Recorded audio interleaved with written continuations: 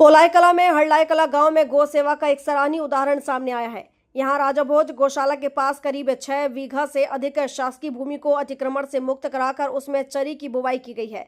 इसका परिणाम यह है कि अब गौशाला में गौमाता के लिए पर्याप्त हरा चारा उपलब्ध हो रहा है और संचालकों को भूसे की व्यवस्था के लिए इधर उधर भटकना नहीं पड़ता।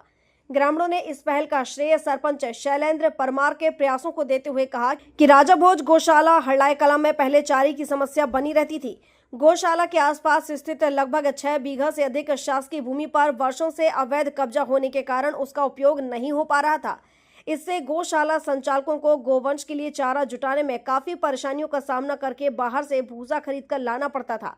इस समस्या को सरपंच शैलेंद्र परमार ने गंभीरता से लिया और प्रशासन के सहयोग से शासकीय भूमि को अतिक्रमण से मुक्त कराकर तार फेसिंग करके उसी भूमि पर चरी की बुवाई कराई है, ताकि गौशाला को स्थायी रूप से हरे चारे की व्यवस्था मिल सके।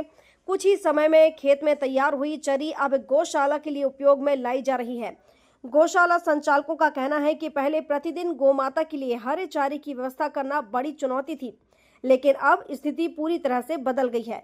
पर्याप्त हरा चारा मिलने से गोवंश को पोषण मिल रहा है। ग्रामीणों का मानना है कि यदि अन्य पंचायतें भी इस तरह शासकीय भूमि का सदुपयोग करें तो गौशालाओं की चारे की समस्या काफी हद तक समाप्त हो सकती है।